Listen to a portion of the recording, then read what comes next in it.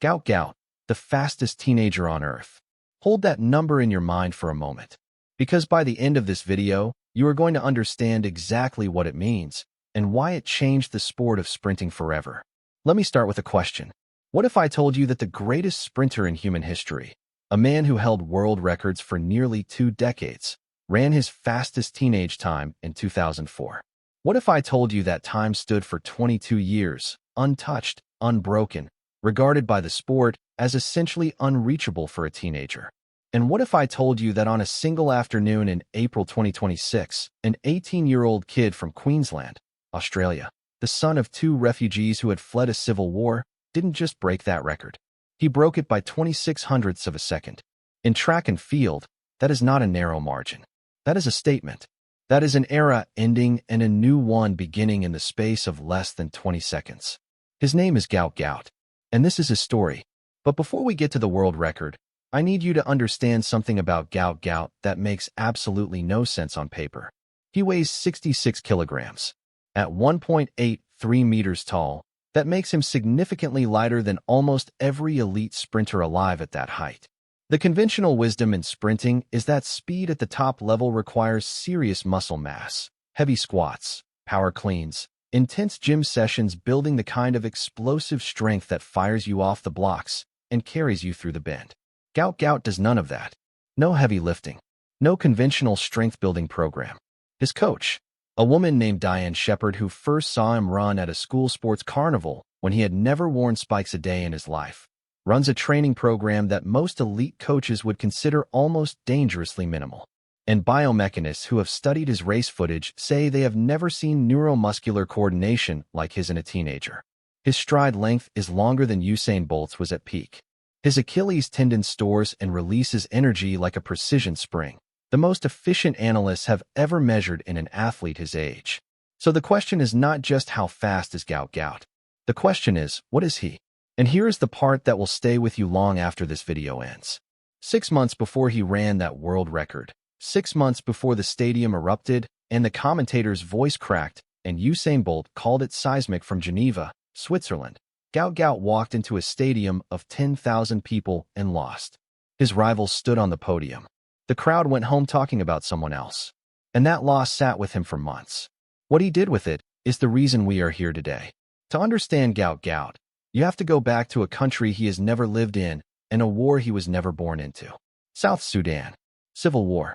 2 people, his parents, Bona and Monica, making the decision that millions of refugees across history have had to make. Leave everything or stay and lose everything. They ran first to Egypt. And then, in 2005, they made it to Australia. 2 years later, on December 29, 2007, their son was born in Ipswich, Queensland. Gout grew up as one of 7 children, 40 kilometers outside Brisbane. His household had nothing to do with sprinting. No family history in the sport. No early recruitment into an athletics program. No coach spotting him at age 8 and earmarking him for greatness. He was a soccer kid. That was all. He had no plan to run track. The track was not even on his radar. And then came 2020, his first year at Ipswich Grammar School. There was a school sports carnival, the kind of low-stakes afternoon event that happens at schools across Australia every single year, where kids race in their lanes and teachers hand out ribbons, and everyone goes home by 4 o'clock. On this particular afternoon, a boy showed up who had never worn spikes, who had never been coached, who had no start, no technique, no drive phase. He had nothing that sprinting coaches spend years drilling into athletes. He just ran. And every single coach on that field stopped what they were doing. One of those coaches was Diane Shepherd. She watched him cross the line, and she immediately pulled him aside. She looked at this kid who had never trained a day in his life, and she told him something that nobody had ever said to him before. She told him he could be great. Those words, that sentence, that single moment on a school oval in Queensland changed the entire direction of his life. Within 2 years of that afternoon, Gout Gout was running 10.57 seconds in the 100 meters and 21.14 seconds in the 200 meters. Both were Australian under-16 records. He was not just fast for his age group. He was historically fast. Athletes spend entire careers chasing times like that. Some never get there. He was 14 years old. At 16, He ran 20.04 seconds in the 200 meters. That broke a record set by Peter Norman at the 1968 Mexico City Olympics, a record that had stood for 56 years. For context, Peter Norman is the Australian sprinter who stood on that iconic Olympic podium while Tommy Smith and John Carlos raised their fists in one of the most photographed moments in sports history. His Australian 200-meter record had outlasted generations of athletes. Coaches who had dedicated their entire careers to the event had never broken it. Gout Gout broke it at 16 years old. When Usain Bolt saw the video, he jumped on Instagram and wrote exactly 4 words. "Gout looks like young me." Adidas signed him before he finished high school, a professional contract. At 16, the world was watching. But here is where the story gets complicated. Because what was supposed to be his coronation became something else entirely. March 2025, Melbourne, Lakeside Stadium, 10,000 tickets. Sold out. The first sellout at a one-day Australian athletics meeting since 2001. Over 1.2 million people watching on television. This was the Maury plant meet, and Gout Gout was the reason every single person in that stadium had shown up. He was 17 years old. This was his first ever senior 200-meter race. When he walked out in his red Adidas tracksuit, the crowd went absolutely wild. There was an electricity in that stadium that Australian athletics had not felt in years. Everyone knew they were watching something rare, something generational. But there was another man on that start line, a man with a very different plan. Lachlan Kennedy, for years older than Gout, also from Queensland. 9 days before this race, he had won silver in the 60 meters at the World Indoor Championships in Nanjing. His personal best in the 200 meters was 21.19 seconds. On paper, he had no business winning this race. Nobody in that stadium expected him to win this race. But sport does not care about paper. Kennedy came out of the blocks like a man who had something to prove. He crushed the bend, built a lead that nobody expected, and then he refused, absolutely refused, to let it go. He ran 20.26 seconds. He smashed his own personal best by nearly a full second. He recorded the 5th fastest 200 meters in Australian history.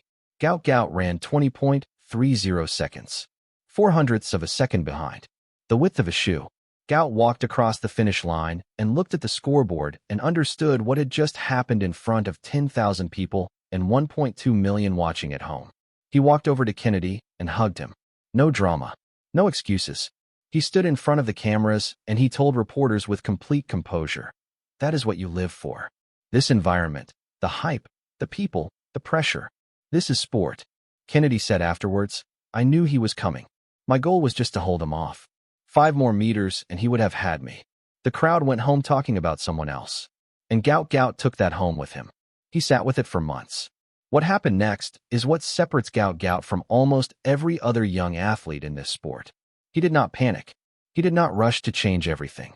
He did not suddenly start lifting heavy weights or restructuring his entire training approach or listening to every voice that had an opinion about what he should do differently. He went back to Diane Shepherd, and he got sharper. That is the part that makes experts genuinely nervous, because they cannot fully explain it. Think about what Gout Gout is physically. He is 1.83 meters tall and weighs 66 kilograms. That is significantly lighter than almost every elite sprinter competing at the top level in the world. His body looks nothing like the typical model of a world-class 200-meter runner. There is no enormous muscle mass, no gym-built power, no obvious physical explanation for what he does on a track. And yet when you break down his mechanics, you find things that analysts struggle to describe without running out of superlatives. His stride length is 2.62 meters per step. Usain Bolt, at his absolute physical peak, when he was running the fastest times in recorded human history, had a shorter stride. Think about that for a moment. Bolt is 1.95 meters tall. Gout is 12 centimeters shorter and covering more ground per step. His ground contact time is unusually short. In sprinting, this matters enormously. Every fraction of a millisecond your foot spends on the track is time that you are not moving forward. The shortest possible contact time means the most efficient possible energy transfer. Elite sprinters spend years trying to reduce their contact time by tiny margins. Gout Gout's is naturally, almost unreasonably low. Biomechanists who have studied his race footage say his neuromuscular coordination, the speed and precision with which his brain communicates with his muscles looks like that of a 25-year-old professional. Not a teenager who was playing soccer 5 years ago. A seasoned, developed professional athlete.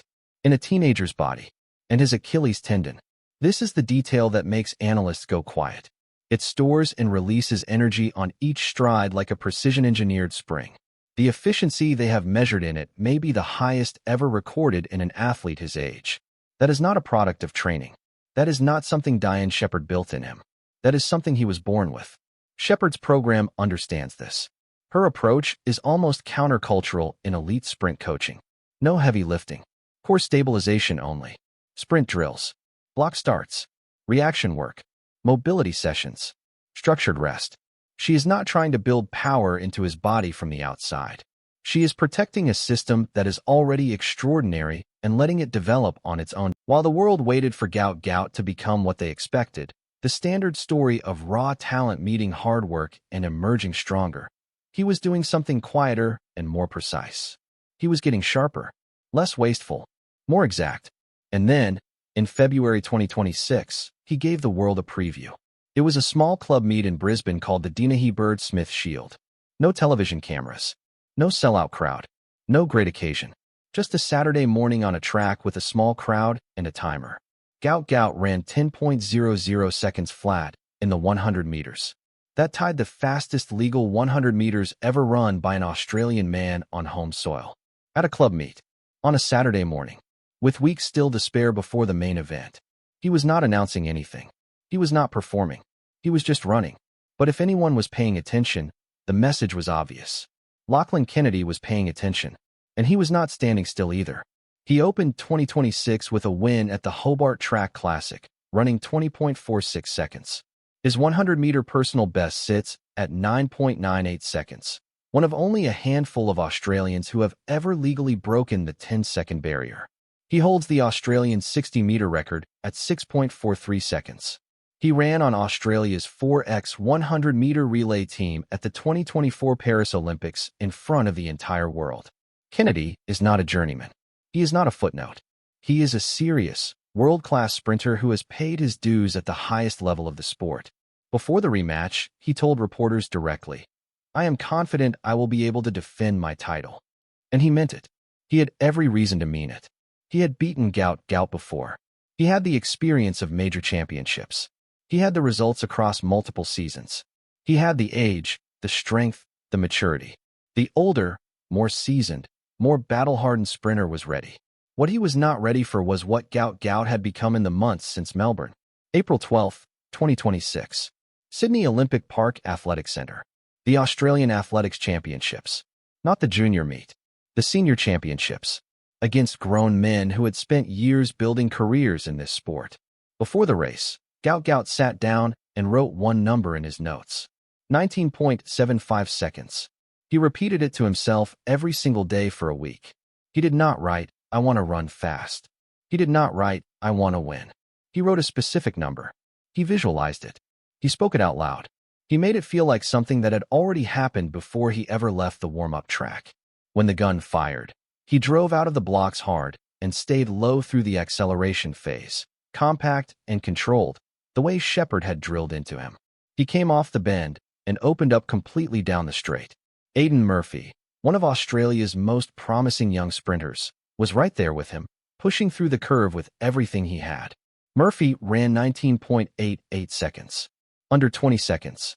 In any other race, on any other day, that performance would have been the headline. It was a remarkable run. Gout Gout crossed the line in 19.67 seconds. He looked up at the scoreboard and the stadium erupted in a way that stadiums rarely do. Not the polite, appreciative noise of a crowd watching a good performance, but the raw, disbelieving roar of people witnessing something they will describe for the rest of their lives. The commentator's voice broke. The world will be shaking. It is seismic. And it was. That time broke the world under 20 record of 19.69 seconds set by American Ariane Knighton in 2022. It beat Usain Bolt's best ever teenage time, 19.93 seconds, which Bolt ran in 2004 and never surpassed as a teenager, by 26 hundredths of a second. 22 years of that record standing. Gone. And here is the context that puts it completely beyond argument. That time, run by an 18-year-old Australian at his national championships, would have earned a bronze medal at the 2024 Paris Olympics. He was competing with the best senior sprinters in the world and winning as a teenager. After crossing the line, still catching his breath, Gout told the cameras exactly what he had written in his notes before the race. I wrote down 19.75, and for the past week I have been telling myself I am running 19.75. And obviously 19.67. You have got to love it. Noah Lyles, 8-time world champion, Olympic 100-meter gold medalist, the man who stands at the very top of this sport right now, had already said publicly, before the race, that Gout Gout was more talented at the same age than Lyles himself had been. Not has potential. Not might be something one day. More talented. Right now. At this age.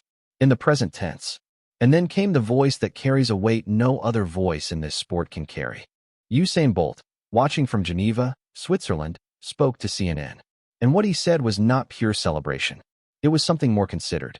More personal. He said, "At that young age, I was there myself. You start getting pulled in every direction and forget about track and field. Hopefully he has the right people around him, because if you lose track of the sport, everything else goes with it." Bolt knows exactly what he is talking about. He has lived that story from the inside. He watched his own teenage fame become a pressure that required the right people around him to navigate. And now he is watching a teenager from Queensland run faster than he ever did at the same age, and his first instinct is not to celebrate the record, but to issue a warning wrapped in a hope. Hopefully he has the right people around him. In Diane Shepherd, he might have exactly that. After the world record, the noise started. It always does. Some questioned the conditions in Sydney.